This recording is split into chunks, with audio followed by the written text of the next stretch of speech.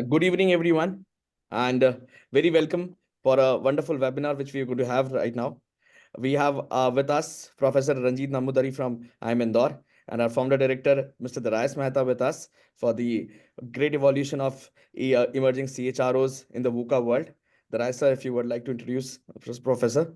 Yes, I'll do that. So thank you, Tushar, and a warm welcome to all the participants for this program. So as the business, navigates through complexities in a evolving landscape, I think we've all seen the way business have changed through the pandemic, and not only that, with new evolving technologies like AI, etc., coming in, diverse, dispersed workforces, the role of HR has become even more critical than ever before. Managing people in a disparate locations, managing people who are not face to face. I mean, new expectations, from the new modern generations, etc.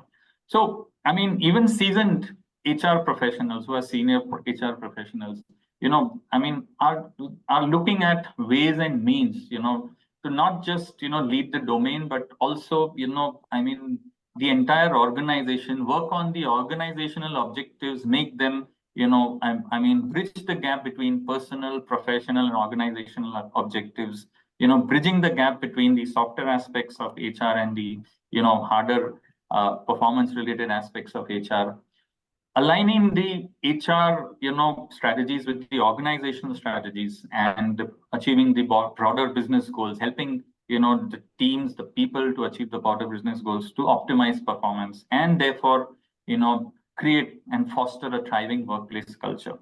So here is a program, or here is, this webinar, which is kind of, where we are going to talk about this program, which is bringing insights from the content, from the context, from the case studies, and even related to practical kind of applications when you are kind of going through the program for aspiring human resource, emerging and aspiring human resource officers. So you'll be taken through a lot of new HR trends. I mean, one of them will include, I think I just read in the Economic Times today about the labor law being kind of being applied now that the new government is in place. So legal compliances, new HR trends, which we'll talk about, plus many other aspects of HR. So, thank you for joining us. We are really excited to share about this CHRO program and empower you to excel in your HR and contribute to your organization's growth and success. Let me just take a minute to introduce, our faculty, Professor Ranjeet Nambudiri. He's a professor in organizational behavior and human resource management at IIM Indore. He has had various key roles, including Dean of Administration and Dean of Programs. He's got 25 years of industry and academia experience. He has completed his doctoral program at IIM Ahmedabad. Recognized globally, he has nominated for the Business Professor of the Year Award in 2012 and has received the Best Teacher Award at IIM Indore in 2013. He has co-authored a paper which has earned him the Outstanding Research Paper at the Emerald Literary 2023 Awards, which is as recent, as last 1 year.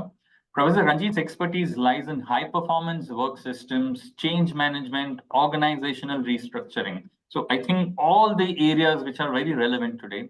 He has conducted over 400 plus training programs for diverse audiences, authored cases, research papers, published in top international journals, and his consulting interests include leadership theory, diversity, inclusion, and firm performance. So I don't think you can be in better hands than Professor Ranjeet. So over to you, Professor Ranjeet. Thank you for joining us.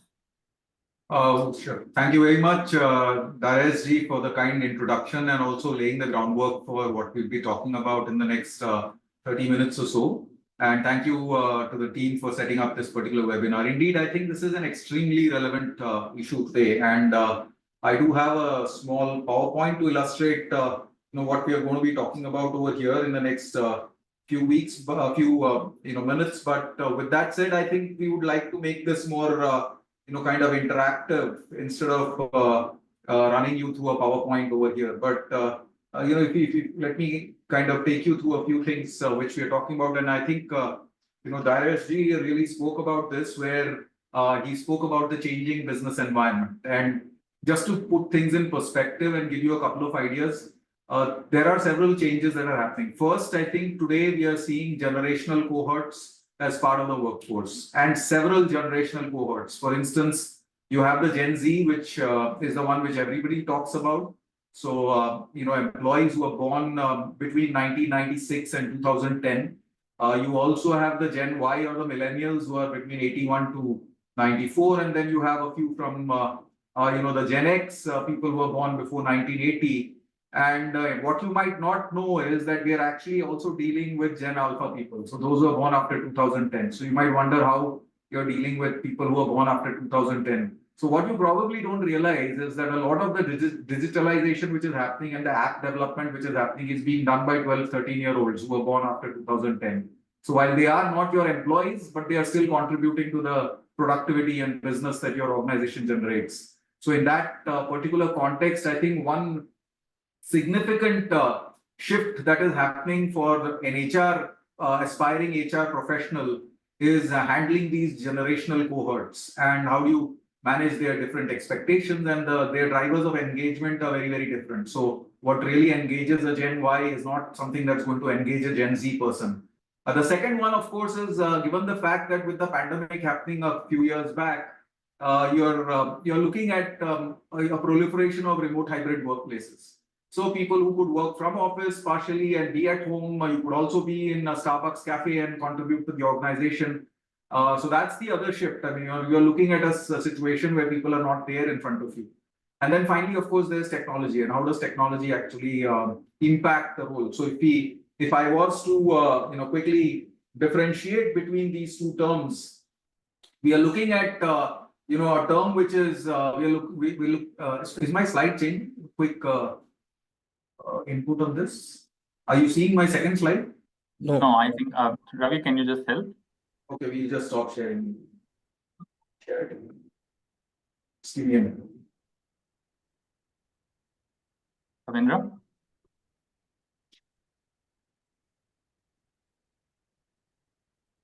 Yeah, we are in this VUCA Bani world now. Yeah.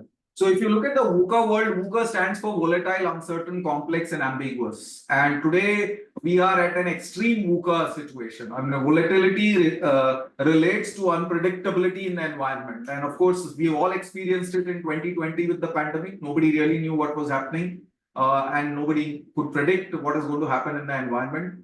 Uncertainty essentially refers to shifts that take place in the environment. For example, consumer preferences, technology shifts. We had the opportunity way back in 2013 to do some work with Nokia, and nobody realized that Nokia, which was the leading handset manufacturer of the world in 2012, would get acquired in 2014 by Microsoft. And the reason is because there was a technology shift which they couldn't foresee, or they chose not to foresee. And so that lends to this whole situation of uncertainty. Then you obviously have something called complexity. Organizations are complex systems, and these are tightly coupled systems where link 1 leads to 2, leads to 3. For example, if you look at a logistics company or an airlines company, one small break in the link and the entire chain of that organization goes for a toss. And a lot of organizations, even when you move out of your startup stage and you're kind of growing rapidly, you are adding complexity into your operations. Complexity in terms of the number of loops that are there in your business, the number of people who handle those loops, and hence the role of HR becomes front and center when you're looking at complex organizations. And the last one is, of course, ambiguity. Ambiguity refers to our inability to identify cause and effect. In the good old days, one could say that if about 30 years back when I started my career, one could easily say that you increase compensation and people are going to get motivated. But today that link is not very clear. Compensation doesn't motivate many people. If you look at Gen Z employees, compensation is the least of their motivators. One of our existing research projects, which hopefully will see the light of the day in 3 months from now, we are looking at drivers of engagement for different generational cohorts, and they are all very different. So there is no one size fits all. And HR professionals who are trained, over the years in the traditional HR mode, where you look at one size fits all, it's probably time to look at how you can handle some of those situations differently, and that's where I think the VUCA world, kind of comes into the play. But there's also something that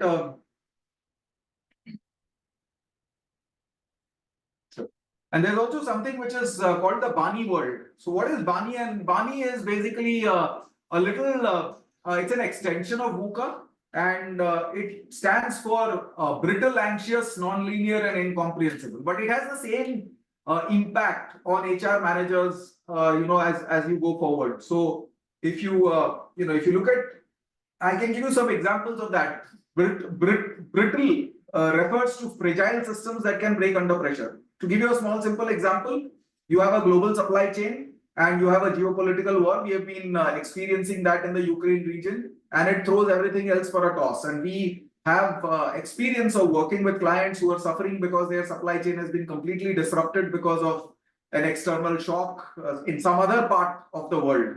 Anxious, there is a high deal of anxiety. In fact, there is enough research, enough and more research which has established that with information overload, people believe that they are under scrutiny 24/7. Data is available on the fingertips of people. And while that could have its advantages, it also has led to high level of anxiety. And of course, the pandemic exacerbated this much more. So hence, it's not new any longer for organizations to focus on employee well-being, anxiety, stress-related disorders that happen in organizations, etc.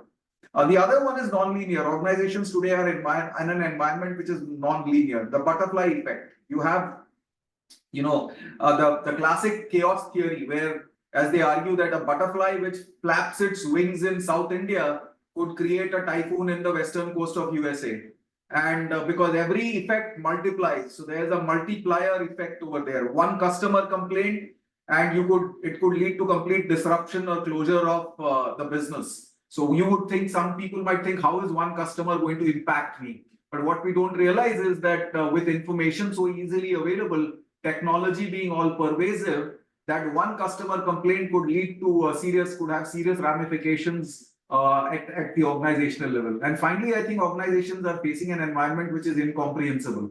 Incomprehensible means the problems are far too large for us to understand as individuals. Our capability of gathering information and analyzing that information is limited. Our cognitive skills are limited.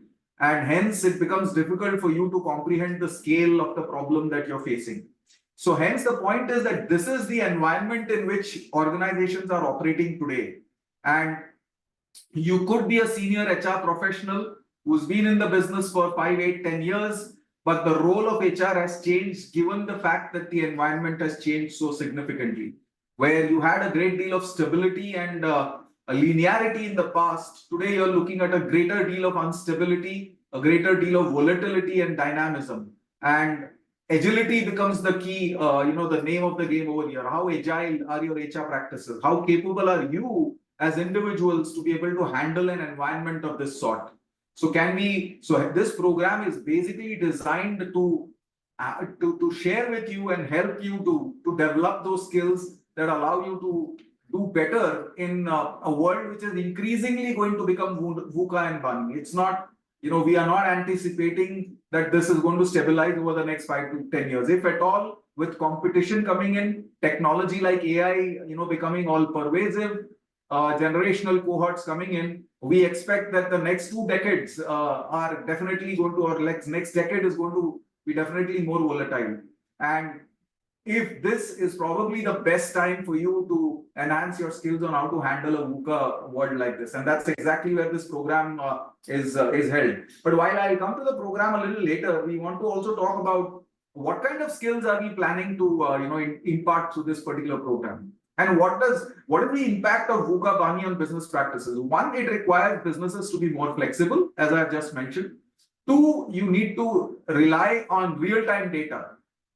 Performance management appraisals of the last 2 years probably have less value today, but you need to look at what is the real-time performance of your people. And I know of organizations whom we have worked with, some of the client organizations for whom we have done a consulting project. We use real-time data. I mean, we use app. Today you have mobile apps available. So why would you want to fill in a 3-page performance appraisal form when you can have performance appraisal on your fingertips in a mobile app, and you can do goal setting for your employee on a real-time basis, and you can give feedback to your employee on a real-time basis, and you use the hot stove principle. I mean, as I'm sure all of you know the hot stove principle. The hot stove gives immediate feedback. You put your hand on a hot stove and you immediately get feedback on that. There's no point in giving feedback to your employee 10 months after the action has taken place, because they don't learn much from it. And in 10 years back, it would have been okay because the conditions would not have changed in those 10 months. Today, what the employee was doing 10 months back could be very different from what he's expected to do today. So the importance or significance of real-time data is much more today than it was 5 or 7 years back. And hence, you need to be comfortable with that. I mean, look at the implications of this. I'm moving from a traditional performance management system to a technology-driven real-time data performance management system. And I am an HR manager. What does it ask for me? It asks for me to upgrade my skills as well. I may have been a great HR manager 5 years back, but in the new environment, there are new skills that are important for me to learn. And that's exactly where this program is positioning itself. The need for continuous innovation. If you need to stay ahead of the curve, you need to stay ahead of the ambiguity, then you need to be learning. You need to be on a high learning curve, which essentially means that your learning and development systems become that much more critical. And how agile are you in that? And finally, how do you handle risk within organizations? So we'll be addressing some of these things. And while I do have a PPT, I really don't need I don't think we'll be going through all of this slide by slide, but just some of these things which I think are the operative words are the ones which I have put in red font over there. For example, learning and development. Focus more on the A than the K and S. What are these? Focus more on the attitudes of people. Knowledge and skills are important, but they can be gained. You can train people, put them through a negotiation skills training program, get them to learn the do's and don'ts of negotiation. But will they be a good negotiator? That depends on their attitude. So can I focus more? Today's L&D practices are targeting the A competencies more, the attitudinal competencies. We've been talking of employee engagement. Those are in the days of the past. Today, we are talking of employee experience, not employee engagement. What is the experience? It's important to engage employees, but you need to go beyond that. You need to look at what experience the employee has. So, I mean, customer experience was in our agenda long back, but employee experience is becoming part of our agenda front and center again, in the last few years, because of the way the environment is becoming, kind of more volatile. And that's where I think HR skills come into the picture. Leadership development. You're looking at the emotional intelligence of leaders. Today, the dominant theory in leadership is called the emotional intelligence of leaders. Leaders who are self-aware, leaders who can self-regulate, and who can manage their emotions, who can navigate ambiguity, who are resilient when the environment changes. Are they resilient enough to handle that? A lot of it depends on their emotional intelligence. One may argue that as an HR professional, what role do I have to play over here? Your role is obviously in terms of making a leadership development pipeline where your leaders are, where your leaders are emotionally high, have emotional high quotient, and hence kind of are able to handle these ambiguous situations, as well as kind of look at a resilient and create a culture which is resilient and adaptable. That's again a very big deal in terms of how you can build an organizational culture. I mean, I'll give you an example of this. I'm sure all of you have heard of a company called 3M. And 3M is a company which has got 60,000 products. And it's known for its product development. It has a culture which is extremely adaptable and resilient to the change process. When a new idea is proposed in 3M, people don't ask this question, why are we doing this? But they ask, how can we do this? So hence, if you look at a culture of 3M, I mean, it's a very, very dynamic, change adaptable and agile kind of an organization. And they are very, very old. It's not that they were not a startup. One can very well argue that startups are agile, but here is a company that's global, which has got, n number of products, and they yet share the same characteristics that a startup has in terms of their agility. So HR obviously has a role to play as far as that is concerned as well. So we'll talk a little bit So do we take questions on the go or do we take them in the end? I mean, if people are fine, I'll take the questions towards the end, right? So we run through this and then you may have questions. So you could please keep, kind of pinging us with that, and we'll address these questions as we go along. Sure. Yeah, I think we would encourage you to put your questions in the Q&A text box also, or in the chat box. What we'll do is we'll have a physical, live Q&A also once we finish it. Yeah. Sure. So hence, what are the areas that this program is going to focus on? What skill sets and how are we going to impart those skill sets? Clearly, we are going to focus on what are known as people analytics or HR analytics. So that's one very, very important and significant part of this particular program, the Emerging CHRO program, because we believe that you need to be comfortable with data-driven decision making. Mr. Darius already spoke about this in the beginning. You have the soft side of HR, which has always been known to us, and we've always been good at it.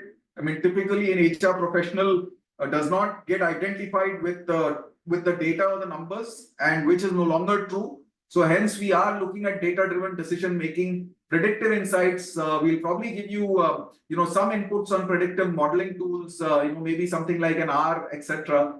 And also give you some exposure to people. And this is what one of the critical skills that a CHRO needs today.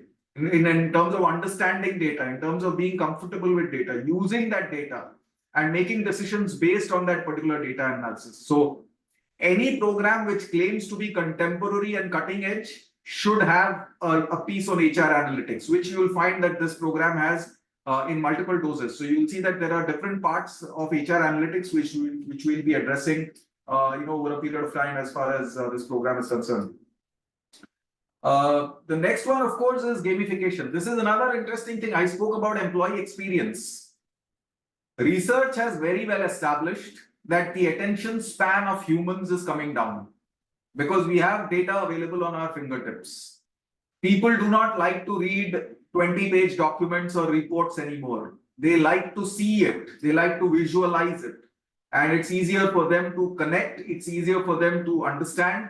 And it's easier for them to use data, which, information which is presented in a visual form. And in that context, you will find an important change that's happening in HR, in the HR space, which is the use of game design elements. So, for example, a classic example of this is Google's billboard math puzzle. Those of you probably know this. So, Google has this very classic Google billboard math puzzle where you play a game, solve that puzzle, move to the next level, and ultimately it leads to a Google recruitment ad. So hence you can see how they are using gamification to attract candidates by engaging them in a competitive, process. Similarly, if you look at training and development, the use of simulations, and if I want to look at, let's say, leadership development today, the best way of doing it is to give you a leadership situation and put you in that leadership situation and then get you to respond to that. So simulate your leadership environment and then train you through what you actually did during that game. So give you feedback on this is what you did in the game, this is what was expected, and how do you bridge that particular gap in your skill sets. You could also use it to engage employees, dashboards that are made, leaderboards, badges, rewards, etc. You will find that gamification has become an integral part of employee experience and employee engagement today. And as HR leaders, it's very important to have exposure to some of these skill sets. We also look at the use of neuroscience today. And this again is a very, very interesting and new development. In HR, neuroscience has been a well-established field. There's nothing new about neuroscience. People know it. They are great researchers. People like Zimbardo, etc., who are outstanding in terms of the classical theories that they proposed 5 decades back. But we are integrating the use of neuroscience into HR practices. And you will see that trend happening. What is the impact of the brain, specifically post the pandemic, when you're looking at employee behavior being unpredictable? You're looking at Gen Z or generational cohorts for whom their drivers of motivation are very, very different. We have experience, and I'm sure all of you who are working with Gen Z employees would probably experience this. Psychometric assessments are becoming front and center. So if you have a psychometric certification, if you're an MBTI certified trainer, or you are Google certified, it gives you an edge. So we are going to give you some exposure to some of these things. Of course, we are not. We'll identify certifications that would be useful for you, and you can how psychometric assessments are used to make this understanding of people, their capabilities, their behavior, and ultimately what's the impact of their behavior on others in that particular organization. So the application of neuroscience is something that we would definitely want an emerging CHRO to be aware of, and that's a skill that is very, very important for them. Emotional intelligence, and I spoke about this some time back. It's the dominant theory of leadership today, and leaders who are high on the emotional quotient, who have a high degree of self-awareness, who have a high degree of empathy, their ability to understand other people, who are able to self-regulate their behavior. Hence, they don't experience stress in making choices that are difficult. Typically, emotionally, leaders with a high emotional quotient are able to make decisions which seem contradictory to others, but it's it's a rational choice behavior. So hence, we would definitely want, if you're an HR professional, then you would need to understand emotional intelligence from two perspectives. How do you use it as an HR leader? And two, how do you use it to train other leaders or create a leadership pipeline of people who are high on emotional intelligence, whose social skills are high, whose motivation levels, internal motivation levels are high, and who are aware of how to self-regulate their behavior. Research has clearly established that leaders with high emotional intelligence make better team players. They have better communication skills. Their ability to resolve conflict at the workplace is much higher. Again, look at where we are bringing this. Why is there going to be higher conflict today? Because workforces are more diverse. And I will talk in a few minutes about diversity and inclusion. There are clear advantages of having a diverse workforce, but there are also challenges. I mean, research has established that diverse workforces tend to experience greater conflict.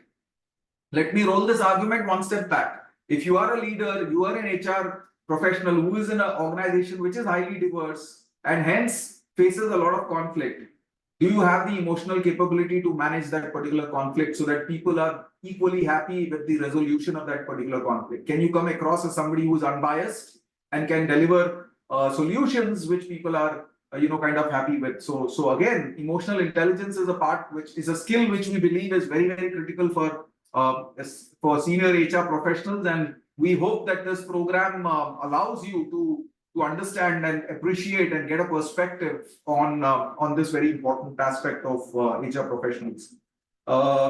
This is, we kind of move on a little bit. Also, having agile HR practices.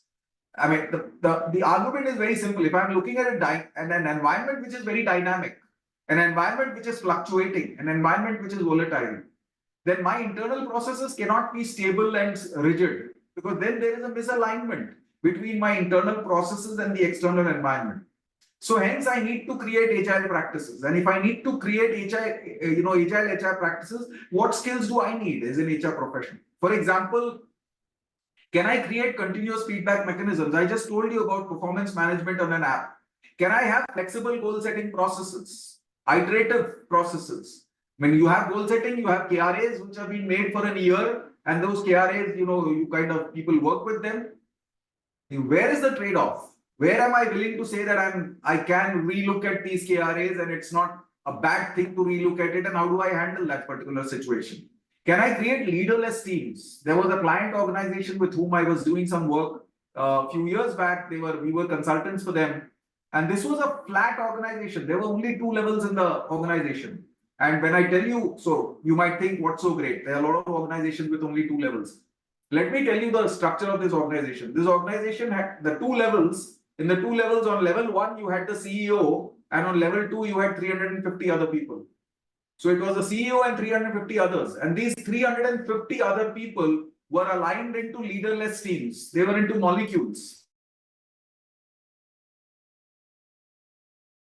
They didn't have decided teams. They had what was known as project teams. So they had a whole range of clients, and they used to deliver a whole range of services. This was a technology firm, and they used to deliver a whole range of services to those clients. And people were aligned into projects based on the capabilities that they brought. So if I finished my part of the project, I move on to another team. So, and there was no project leader. So leaderless teams, and they were absolutely agile. Maybe they felt that was the best way to handle it. But the problem is, the moment I have an organization like this, how does the HR run its traditional firm? How do I do performance appraisal? How do I do recruitment? How do I do talent development? How do I identify succession planning? There's no hierarchy. So where is the succession planning going to come in? As an HR professional, can I understand that there are organizations of this sort today? And if I want to become a CHRO, I may not be working in an organization like this, but I know how to handle those situations in the future if they come. So that's again where I think we are looking at, agile HR practices and becoming familiar or understanding how they actually work. And then, of course, I think we cannot stay away from digitization. And one of our current consulting projects is around digitization of HR practices for a client. And we find that there is a lot of resistance to change because quite clearly what happens is when technology changes, I need to unlearn a lot of things that I knew and I need to relearn new skills. So as a line manager, I have a resistance to it because it pushes me out of my comfort zone. It challenges my capabilities and there is a risk of failure. So I would prefer to go slow on that technology, and there are multiple ways in which I can slow down the entire change process. And for an HR professional who has a KRA of, for example, you're moving from SAP to Darwin Box. That's a massive change. How do you actually go about doing that particular change? Though the philosophy is the same, but the two technologies are very, very different. And you are the HR business partner who is anchoring the shift from SAP to Darwin Box. How do you handle the resistance to change? You can implement the technology. It's like saying you can take the horse to the water, but you cannot make him drink. So how do you ensure adaptation of that particular technology? How do you overcome that? If you are yourself unaware of the digital tools and handling that particular technology and the transformation, it would be very difficult for you. So we will focus on case studies because we believe that the case method is a participant-centered learning process and will give you cases of both success as well as failure of people who've handled these kind of situations. And finally, we come to the big piece, which is diversity, equity, and inclusion. Organizations today have seen the benefit of diversity, but at the same time, there are challenges over there. And there will be a piece in the course which looks at how you can handle diverse workplaces. And a lot of this kind of is around even sensitizing people. For example, as an HR professional, how do you handle something called an unconscious bias training? How do you do that? People have unconscious biases. I mean, it's not that they are fundamentally bad. They may be good people, but there are unconscious biases. I mean, you've heard this saying, you've heard people make the statement, nice people, good people, who are very friendly, who are very, level-headed. They make a statement saying, oh no, I don't think this guy can do that job. It's an unconscious bias that comes. Why? Because he's not trained to do it. He comes from so-and-so business school. It's not a great school, right? So that's an unconscious bias. We don't look at it only from their gender or their background. It could even be, today, identity is a very big thing. People, all of us have identities. That you speak this language, you have been trained in this school, this is your age group or age cohort, and that those identity is very difficult to shake out. It creates unconscious biases in us as people. So as an HR professional, how do you handle that? While you may be going in for inclusive recruitment, are these people getting really included in the organization? And how do you actually handle that? So we definitely believe that one of the key skills required today is the ability to handle diverse workplaces and create an inclusive environment in your workplace. So as a CHRO or as an aspiring CHRO, we believe that's a skill that is definitely critical, right? So of course, I think I thought we'll probably leave it open for questions rather than having more for PPT. Right. So happy to respond to questions. I'll probably stop there. Thank you, Professor Ranjeet. I think you have, woven the syllabus or the content and the modules of the program through the actual HR, kind of life cycle or roles and responsibility in the new age HR kind of, environment. So that's really wonderful. I think, without much ado, we will start with the Q&A. We would request you to raise your hand while you all have, already put some questions in the Q&A box. We would request you to raise your hand so that we can, kind of push you in and and allow you to unmute your audio and video and ask a question. While that is happening, I think I will start with a question from Ashish Pandya, who's requested that, please guide on how to take a move internally in the HR function itself from a talent management to L&D or L&D to, head HR or CHRO. Right. Yeah. So great question, Ashish. I think this is exactly what this program is designed for, because we do realize that while people have functional specialities, so you may be a comp and bench specialist, or you could be a talent management or a recruitment specialist. But today, I think the day and time calls for a deep generalist. We are not looking at specialists or generalists. Earlier, you had this argument that you are a specialist and you're good. Later on, it shifted saying become a generalist and you will be good. But today we are saying be a deep generalist. When I'm saying a deep generalist, I'm saying that we need to have the best of both worlds. I'll give you an example, right? Let's say your specialization is change management. So you are basically a special. So you have deep knowledge about change management. But within change management, you could be addressing a lot of things. For example, you could do performance management restructuring. You could do organizational restructuring, you could do OD, you could do, training groups, etc., etc. So you're capable of handling multiple skills in that one particular portfolio. And we believe that if you're a deep generalist, it allows you to shift, those particular roles as well. You need to, organizations have career workbooks, but I'm not sure if your organization has it. But typically, career planning is a joint responsibility of the organization and the individual. So from your side, you probably need to look at, getting the key skills required to make that particular transition possible, requires effort, and I'm sure you will be able to. Wonderful. Thank you, sir. Chandrasekhar Iyer, you can unmute and ask a question. I think you were next in queue. Chandrasekhar? You can... Yeah, go ahead. Yeah, sir, my question was actually, are you able to hear me? Yeah, loud and clear, please. Yeah, so actually I have an functional experience in customer service roles and technical support roles in various international MNC BPO companies. So, and now my role is in the academic field as in the teaching. So will I be suitable to this CHRO role, or do you require only MBA specialists in HR, or is it like without that, do you require any prior experience in HR field to get into this kind of a program? And the second thing is that I wanted to ask you is about the functionalities about the SAP and other things that you're going to deal with. Is more, I think it's a very costly platform, right? And also this one, Python and all, when we learned engineering, it was all C, C++ up to C, right? So now Python and all, maybe it will take time for me to understand and learn things. So will it be suitable enough? Is my question. Thank you. Sure. So Darius, would you like to take the first part? I'll take the second part about the platforms, but the first part, would you want to take it? Right. So sorry, Chandrasekhar, if you can repeat the first part. I mean, yeah. What was your first part of the question? Chandrasekhar? Okay. Yeah. Yeah, so I think his basic argument was he has no exposure to HR in the past. Right. Okay.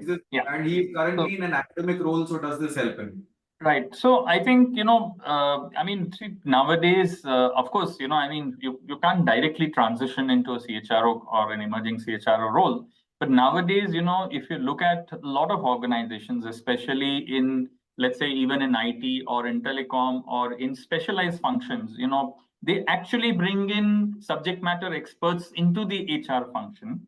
So because, the person who has already kind of worked in an environment, in a specialized environment, in an IT firm or in an IT function or in a telecom function, when he comes into the HR kind of like a business partner kind of a role, where he's working along with the HR department and working along with the teams, to kind of, represent the teams in HR and at the same time represent HR and organization HR policies to the teams. And he comes in like almost like a bridge between the HR function and the team function, and to kind of give a lot of reduce the friction between specialized teams, which the HR function may not kind of be very clear about in terms of the roles and the responsibilities or the challenges that people would face. Say, let's say in a telecom function, it could be in a hospital environment, it could be a hospitality environment, it could be a IT company where the HR person may not be a coder, and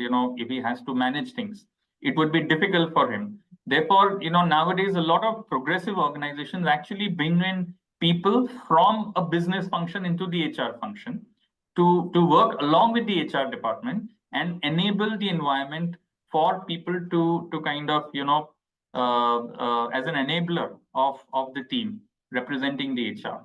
So I mean, it's possible, but not immediately. I think within the organization you need to engage with your HR team and try and find a role as an enabler, work with the HR department or the HR function over a period of time, and that's when you can grow. So I mean, we are aware, I'm aware personally about in specialized function and roles like finance or telecom or IT, business partners, even sales teams, business people actually get onto the HR function and role and drive. I mean, a very good example I can give is Mr.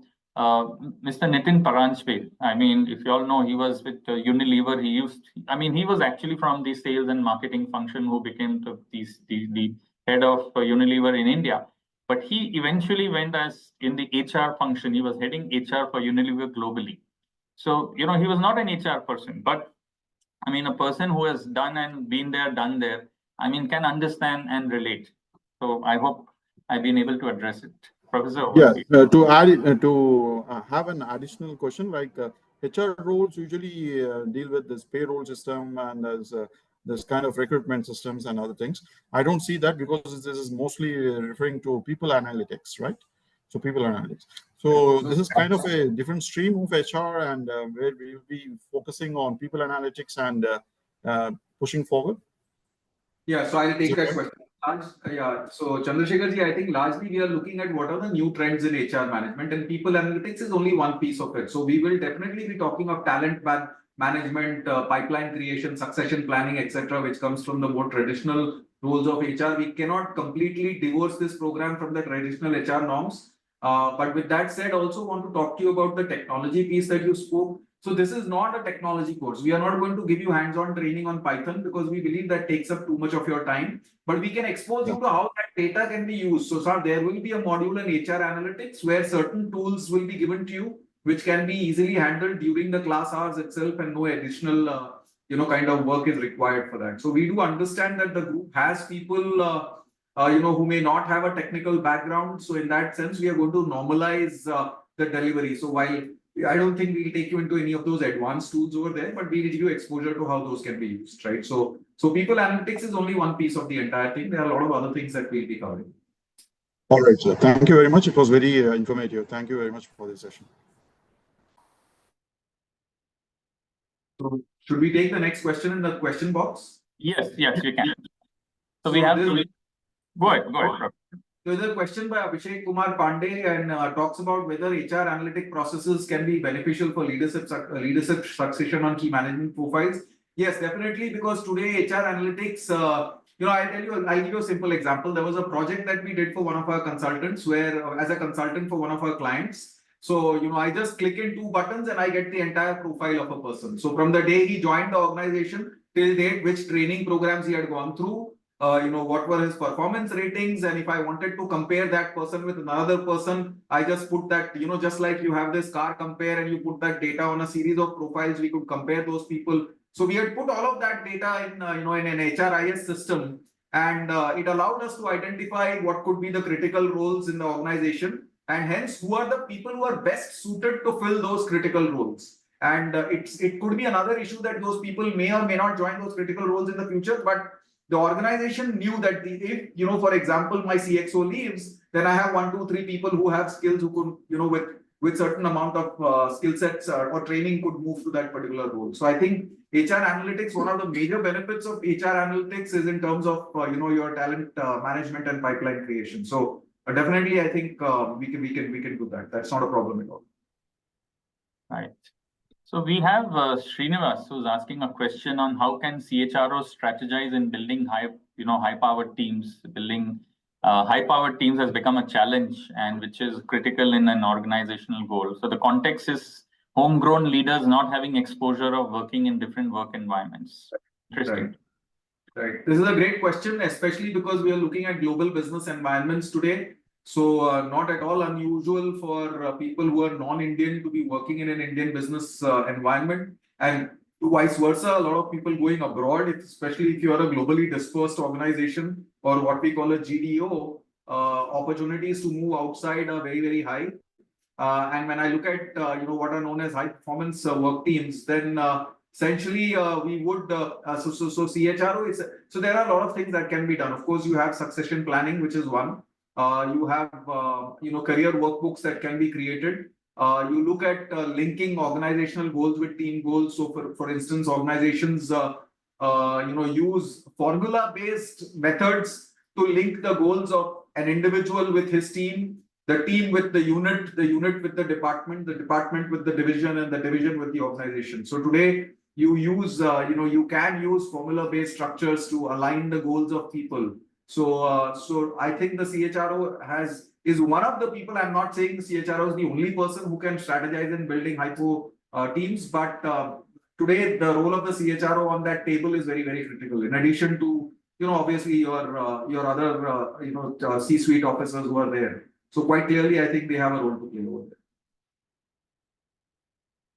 I think we have Srinivas. Srinivas, you can unmute and you can ask a question. Yeah. Hi, Professor. Good evening. Thank you, Tushar. That's a long time we are coming. Yeah. I got graduated from IIM Indore HRM first batch. Actually. I had a privilege. I work for Manipal Group as the head HR. And the issue which I try to raise is about building a high-performing team. Hypo team. We call hypo team. Basically, that's one of the biggest challenges to the companies like us, which is more depending on the homegrown talent. Actually, the thing is, typical like Tata, typical like any of the Indian companies you take, we have very less lateral movements when you compare with exactly, and their exposure to the outside world or external environment will be very less. They will be very good.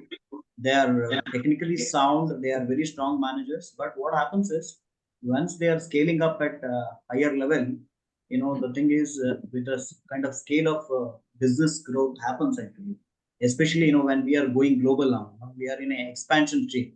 We are finding it very difficult to cope up with that because of very less homegrown. But at the same time, our kind of a technology and a niche kind of a product, where I cannot get people from the market that easily. It's not easy also. And that's a big challenge for me. That's one challenge. And second challenge is, again, related to the first one, where, I have mentioned in my QA, the issue is about the lateral, in fact, hiring, in fact, at manager and leadership level. That's a typical kind of a thing issue where we face. Fantastic with the experience, fantastic with their, the thing is, all good things, but again, many a times I found people sulking at leadership level when it comes to the integrity, when it comes to the basics, personality traits, especially when you are touching about emotional intelligence part. I was literally, in fact, of course, it came to my mouth actually. The thing is, that's the place, where we are finding it very difficult. It's our own experience. I would like to know from you how we can tackle this. Sure. Yeah, good question. So I think the first part is where we look at, I think there are methods where we can impart what is known as cultural sensitivity training, where we train people to work in different contexts, different cultures. We sensitize them to the fact that people are, from different cultures, could be different, etc. So that is something that CHROs have been doing. I think if you look at the L&D modules will probably talk about all of those things. The second one, of course, is you look at psychometric tests, and I personally have been using psychometric tests with client organizations for several years now. And you're right, psychometric tests are vulnerable to social desirability error, which means people don't answer questions based on who they are. They answer questions based on who you want them to be. So, which is, you put it more bluntly as faking, but I am an academician, so we are a little bit more diplomatic, so we call it social desirability. And we have, so while you're right, we also have methods to capture social desirability. So just give you a context, next month, one of my projects, which is beginning with one of my clients, we are doing a psychometric assessment for their chief managers. And we are testing them for social desirability as well. So it's part and parcel of my entire testing process, allows us to, it raises red flags, and then we use statistical tests to make interventions in their scores and stuff like that. So there is a science to handle speaking. Wonderful. I think we'll talk about it during the course. So there is a module on psychometric assessments, and we'll talk about it in the course. Thank you. I think we go on to Pawan. Pawan, what would be your question? Good evening, everybody. Thank you so much, Professor Ranjeet, for so beautifully explaining things. And I happen to be, one of the aspiring person who wants to be a CHRO, to be really, really honest with you. And that was the catchline, when I got these emails. One of the things that I really struggle with is to understand what works in our organization, or what would work in my organization, wherein, I currently handle South Asia. And with this cross-border exposure, what works for India doesn't work for Philippines. So how in a context like that, what would be your suggestion? Where should we draw our best practices from, if I may say?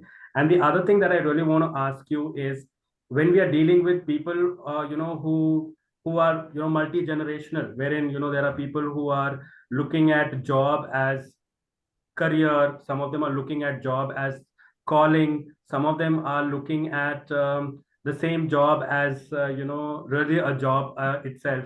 So job, career, calling, how do you handle people who have various lenses to this, and that's how they come to the office? What is expected out of HR in scenarios like this, maybe? Okay, great question, Pawan. I think I'm happy to know that you have a CHRO seat in your target in the next few years. Hope you achieve it. So I think this is a great question, and I'll just kind of quickly, very, very quickly, and as briefly as possible, without revealing anything about my clients. We did a cross-border acquisition culture integration 2 years back. So there was one of our clients acquired a Sri Lankan firm, and our project was essentially doing the culture integration for them. Now, this is a great question, because when organizations go in for acquisitions, whether it's cross-border or internally, they do spend a lot of time on due diligence, which is in terms of their finances, in terms of their operations, but they probably don't do due diligence of their culture. And research has clearly shown that failure points are around culture more than anything else. Because I mean, if you are financially and operationally incompatible, you wouldn't anyway do that merger. So that's kind of a taken for granted situation. But when culture incompatibility comes in, that's where you see failure points happening. So one of our modules in this course definitely looks at org culture and even integrates national culture into it. I mean, interestingly, the project that we did, one might feel that Sri Lanka and India are not too far apart, but that's as far as from the truth as possible. Sri Lankan culture is very different from ours. And the employees over there have a very different way of looking at life. And if I look at power distance or uncertainty avoidance or some of those, classical characteristics. So most certainly, I think the course is going to look at how you can handle culture integration situations. So that we'll be talking about. Coming to the second part of your course, again, it's a spot on observation. Drivers of engagement are different for people. And their motivations or their aspirations from the job are also different. And I kind of couch this into the fact that the reason this happens is that because people have identities, and those identities lead them to their so classically the the generational cohorts that I spoke about. That's one reason why their aspirational levels are different. For typically, if you look at a Gen Z employee, neither rewards nor punishment is going to, kind of make much of an impact on them. So that's the reason why today a lot of organizations look at employee experience rather than engagement. So while I want to engage with you, I'm more happy about your experience. So I'm as happy as you to shake hands and part ways in 2 years from now, as long as you give me the best in those 2 years and I give you what you want in those particular 2 years. So that's earlier, if about 5-10 years back, if you're told that I'm very happy with my employee leaving me in 2-3 years, people would have been scandalized. Today they are more comfortable with it because they know in 2 years, if he has a good experience, he's going to give his, he or she is going to give his maximum productivity. You get whatever you want out of it and you move on from there. Now, I'm not saying that's the only model, but I'm saying that is a more acceptable model today than it was 5-10 years back. So in that context, I think, how do you, as an HR manager, how do I live with this reality that this person is not looking at it beyond 3 years? And how do I, kind of give him him or her an experience that allows me to maximize productivity, etc., etc. So great issues, and hopefully somewhere in the course we'll address some of these things. I think we'll go on to Charu. And Charu, can you unmute and ask your question? Yeah. Yes, I hope I'm audible. Yes, loud and Okay, thank you so much, and it was a great session, Professor Ranjeet. I've been wanting to attend this for quite a long time, and I'm glad it happened today. It popped in my inbox. My question is more from the point of view of once you have reached the journey of becoming an head HR or a CHR, because I'm already in that position in my organization, and while the journey before this was tough, I think being in this role is even more tougher. Right, because these completely new nuances of world opens up in front of you, which you are not really prepared when you are, walking towards this journey of becoming a CHRO. So, how would this course really address of the challenges that is faced by CHRO, especially when they are making decisions from the organization perspective? Many a times you have to benchmark your practices not only within your industry but cross industry. And how do you have that? How do you position yourself with a macro viewpoint, which gets missing, when you're aiming for this position? So yeah, my question is in that regards. So thank you, Charu. I think this is again a very, very good question. So we are going to be looking at strategy and look at what is the strategic role that a CHRO can play. So about 20 years back, when I got into this particular business, generally it was expected that an HR doesn't have a seat on the board. But today it is as HR has a very important seat on the board. So the ability of the HR function to contribute to business strategy, and in terms of, especially if I look at mergers, acquisitions, or I look at inorganic growth of organizations, how do HR help this inorganic growth to happen? And typically, what role does the HR have to align the business with the environment in terms of its fluctuation? So I think the first module itself is going to be addressing some of these issues. And then we hope to be able to build on from there on as we go along. So quite clearly, we're going to be talking about how an HR head can impact the strategy of the organization. We are going to look at it from a macro perspective, where we look at we'll try and give you exposure to faculty members who specialize in business strategy, and yet they'll be able to weave in what's the role of the HR in that. So you're quite right. That's a skill set that is important, and hopefully we'll be able to address some of that as the course goes on. Thank you. Looking forward. Thank you so much. We'll have Vikas. So Vikas. Yeah, Vikas. Vikas, you can unmute and ask the question. Vikas is still not there in the panel. Can you ask Srinivasan? He's declining that, I believe. So okay. we have Srinivasan, please. Yeah, Srini, you can unmute and ask your question. Yeah, go ahead. Yeah, good evening, sir. Yeah, good evening. Yeah, I'm Srinivasan from Tamil Nadu. Go ahead. Sir, if any additional course for HR and admin, any advice for further growth? Sorry, we didn't get your question, Srinivasan.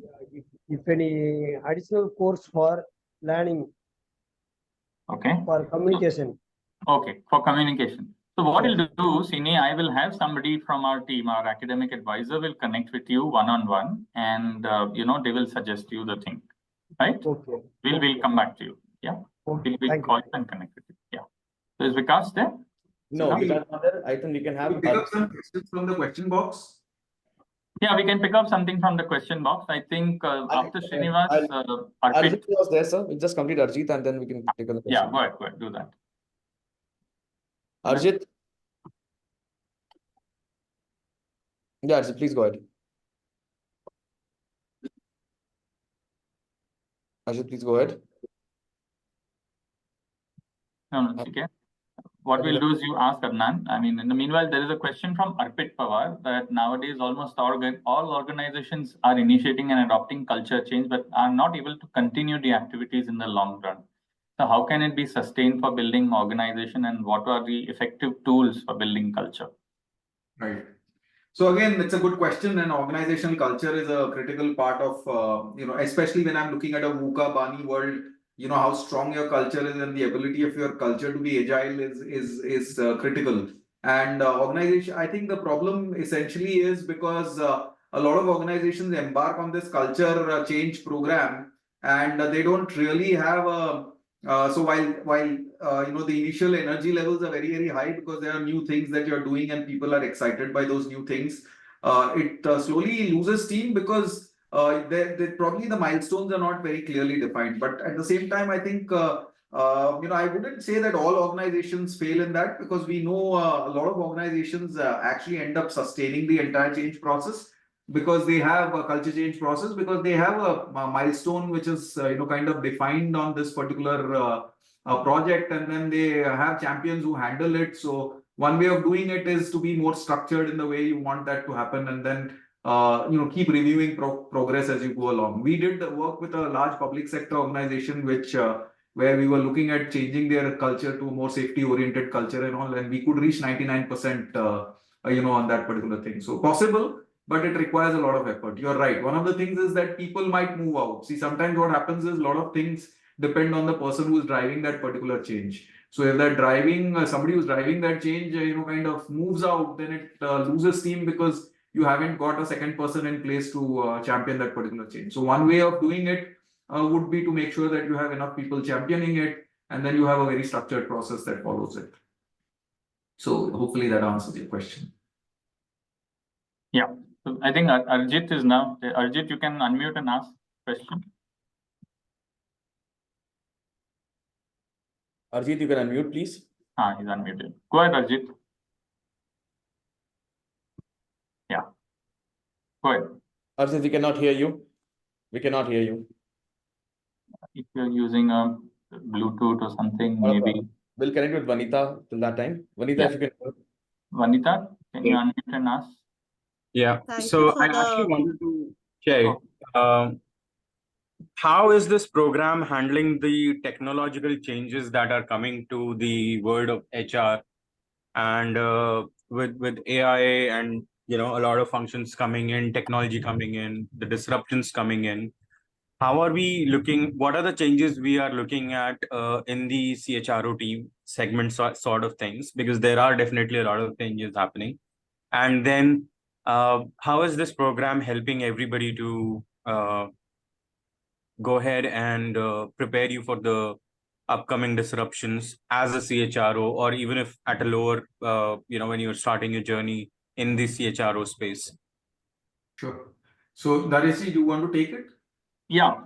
So Arjit, actually, I mean, I don't think anybody has an option today but to deal with data. And the good thing is that the industry itself, is bringing in tools, like Professor Ranjeet spoke about, your Darwin box, or, there are other tools that are, for a small organization like ours, we use an HRMS, and which has wonderful tools, not very expensive also.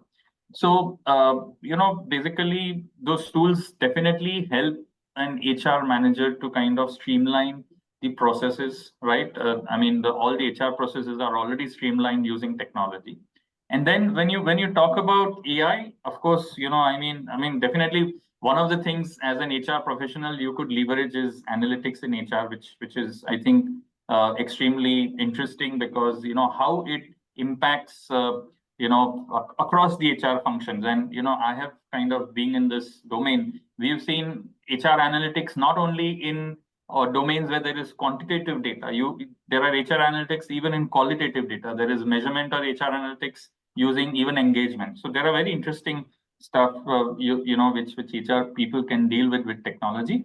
And then coming to AI, yes, I think that is something that as an organization, what is the philosophy and how the organization enables teams to leverage AI from in their job. And then from an HR perspective, how would you like to leverage AI in terms of delivering, like what Professor spoke about, as a customer experience. I mean, I have known of organizations where there was a time when we used to go to an HR person and get our queries resolved. Nowadays, I hear a lot of frustration also using technology, that I have to chat with a bot to get my query resolved, and you get frustrated also. So I mean, that whole balance of technology and people, and how good that technology is in helping people's problems. I mean, those are things that one needs to take into account, I mean, while leveraging technology in HR. Anything that you would like to add, Professor? Yeah, I think so. The course would definitely be looking at normal contemporary tools or cutting edge tools in HR. So you will have modules on HR analytics. You will have HR modules which look at gamification and a couple of other things. So we would definitely want to expose the participants to what are the latest trends in HR, specifically technology related. Yeah, sure. Thank you. I mean, the only reason I asked this question is because a lot of times what I've actually seen is a lot of CHROs roles, or maybe, if not immediately very senior roles, but at least the one level down, or the middle layer, after AI coming in, after the digital disruptions coming in, they kind of disappear from the market, right? So it's either a very senior role, or it's at an associate role. So I just wanted to understand how this is is this something that the role is, I mean, this course is preparing you for or not? I think like there's a very common saying that AI is not going to replace people. AI will replace people who don't use AI, but people who will use and leverage AI will not get replaced. So I think that's where the catch is. I mean, if you are on top of it and leverage it, then of course you are going to leverage that to grow within the organization and have a role for yourself. Got it. Thank you. Thank you very much. Thank you, Ajit. We'll have Vanita now. Vanita, you can unmute. Yeah. My question is, what are the key elements of effective communication in times of crisis and uncertainty? And what steps we can take being as HR leaders to position ourselves for the CHRO role? Right. So I think while there is a long answer to this particular question, Vanita, because crisis communication itself is a topic which is fairly well researched. But to give you a very brief snapshot, and we'll probably talk about this in one of the modules, while crisis communication is not likely to be the only thing we address. But just to give you a quick snapshot of this, there are things like in terms of the consistency of your message, the ability to sustain what you're really talking. I mean, classic case of this could be, you could take any of the crises. I mean, of course, the pandemic is the one which comes to our mind immediately in terms of how organizations handle this. But you could take any of these, right? For example, the Nestle Maggie crisis and stuff. So we will be using case studies which look at crisis and how organizations communicated in that particular crisis. So I think a longish answer to this will come when you actually join that particular program and you see what would be happening in that. But you're right, crisis communication is a critical one. Especially, I appreciate your question, because we started off by saying that business environment today is VUCA and Bani. So in that context, the probability of a crisis happening is very, very high. And hence, HR managers need to be trained on crisis communication. A lot of times, the organizations may have dual responsibilities in that, because you could also have PR people who may be handling that part of the business. So it may not always be the HR folks who handle that. But nonetheless, you need to have exposure to what happens over there. And we'll try, and it's a good input. We'll try and use it as a part of our course design. Yeah. Who's next? Vidhi is there. Oh. Yeah, Vidhi, you can go ahead. Good evening, delegates. Thank you so much for insightful session. Sir, I would like to ask one question. Like, what is the most demanding CHRO skill sets or CHRO roles that a company is looking out in a proficient CHRO, sir? A good question. I don't think there's one answer to this because a lot of it depends on the strategic objectives of the company. So I can't think of any generic response to this. But yet, if you ask me to give one generic response, I would say it is the ability to manage change. And in today's business environment, everything else becomes secondary to that, because if you have the ability to handle change, manage change yourself in your team and in your organization, and then, learning new skill sets like technology, AI, HR analytics, all of that, kind of could roll on into that. So your ability to visualize, predict change and manage that particular change, if you ask me, that should be the primary skill. And we have a module on change management as part of this course.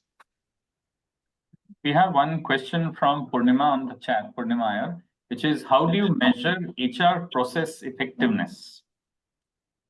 Okay, so there are tools for this, and the simplest of those tools would be an HR audit, and you have HR audits that are done by organizations, and some of that puts it there. So your HR analytics module is going to cover some of those things. So for example, if I'm looking at recruitment efficiency or recruitment process efficiency, then I have yield ratios and I have throughput time and a lot of other metrics that can be used to measure that. So our HR analytics module will take you through some of those metrics and those tools, and we can help you understand that.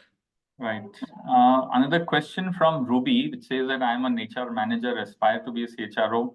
Move from payroll, compliance, PMS, and while completing PMS cycle, I lack in writing the OKR, or organization key roles responsibility for employees, and how this program can help, objectives and key results actually. So yeah, we have a module essentially on this, and it would be part of that. So if you have had the opportunity to look at the brochure, I'll only make a small quick change in what you've said over there, Ruby. So I'll remove the word only. You're not only an HR manager, you're an HR manager, and that's an important role. So we would definitely try and look at how so while we won't go into very specifics of how you write the OKRs and all, but we'll tell you what are the what are the relevant issues as far as that is concerned. So PMS is one part of the module, and we'll try and see how that can be used. Are there any other questions? I think, Professor, how much time do we have? Another maybe 5 minutes. So 5 minutes, yes, yeah. So do we have any questions? There are some in the chat box. I've been asking from there. So I think the last one was, what are the key strategies to be focused for new leaders as CHROs? Right. So see, as I said, that today the HR head has a seat on the strategy table, right? So in that context, if I'm looking at a new CHRO, then I'm looking, as I said, what skills do I have currently and what skills does a CHRO require in the future? We gave you a snapshot of only 5 or 6 different skills. For example, technology, adapting to technology, ability to handle change, emotional intelligence. So those are the key competency categories that you need to be gaining. And if I look at strategies, then you need to figure out how you're going to be gaining those strategies over a period of time. So yeah, it's a personal choice and how you actually go about doing that. Right. I think so I think you have answered. Please guide how to move internally in HR function itself, that is talent acquisition to L&D to from becoming head HR. Please answer that. Yeah, and I have taken most of the chat questions, the Q&A questions. I've taken most of them. So I think I would like to kind of conclude if there aren't many questions. So this is the program which is offered by IIM Indore. IIM Indore, as you all know, is amongst the top 5 IIMs which are there, and amongst the top 1% of IIMs, which is what is called as a triple crown, which has MBA rating agencies across the world, in US, UK, and Europe have rated it. And that's why it's called a triple crown. So it's amongst the 1% of MBA schools. While you're introducing Darius ji, if I may just make a quick interjection over here, sorry for that. A recent development, some of you probably would know that IIM Indore has been ranked in the top 100 universities in the world for executive education, and we rank 61 in the world in the Financial Times rankings. And ahead of us is only Bangalore, ISB, and IIM Ahmedabad, and none of the other. ahead of us. INSEAD is, of course, #1 in the world, but we are 61 in the world on executive education, which includes customized and open online programs. So those of you who are interested should follow the FT rankings, came about 3 weeks back. That's really great and heartening news. And I think as partners, I think we are also very proud, I mean, working along with you. So just a quick thing that this is the program from IIM Indore. The program is the postgraduate certificate program for emerging human resource officers. It's a 12 months program. Eligibility is 50% in graduation, and people with more than 5 years of work experience, you'll be selected on the basis of your education, work experience, profile, domain, role. I mean, the program is offered online, direct to desktop. It's on a very convenient time, Sunday 2:30 to 6:45, you know. It will have a 3-day campus, which would most probably be at the end. You know, the program will conclude with a campus and a valedictory session. On completing the program successfully, you will get alumni status. I'm Indore Executive Education alumni status. The program fee is 3.8 lakhs, 3.82 lakhs plus GST. Payable in 4 installments, and we have loan assistance, you know, to support participants who want a loan or an installment. I mean, we've just started the application. We already have around, I think, 22 applications, and I mean, we have the first round of closure happened, I think, on 14th of June. The next round of application selection closure will happen. It's an ongoing round. But we'd be, you know, I mean, we would be like round 2 will finish by July 15th. So we request you not to wait for it. Keep giving your application so that we can keep selecting it on a, you know, regular basis. We look at achieving to start the program somewhere in September, so that, you know, we kind of start the program by August end or September. And I would like to share the number. I think, Tushar, if you can share the number, or I will actually share the number. Yes, share the number. So the last of the PPT will show that. Yes. So you, I mean, I don't want to share it in the PPT. We will not be able to take it. So I'll put it in the chat itself. Sure. I'm putting the number in the chat, and of course we will also connect with all of you all. So I think on this note, you know, I would like to thank Professor Ranjeet for his wonderful time. Let me tell you that he's not only a professor, he's not only a practitioner, he's also a consultant. I mean, you know, by the way that he was talking, every topic, every subject that he was talking about, he was talking from experience on actually either doing it personally or having organizations do it personally. So I don't think you're going to have a better, you know, you're going to be in better hands. You have a great institute. I mean, number 61 in executive education globally, amongst the top 3-5 in India. And you have a great faculty with whom you're going to be in good hands. And, you know, I think if I were you, I would really kind of look forward to doing this program. So thank you, Professor, you know, for your time. Thank you. Absolute pleasure. Right. Okay. Thank you so much, sir. Thank you so much for your time, sir. We will really interesting, sir. End the program. Right. Best wishes to all participants. Thank you. Thank you, participants. Thank you so much.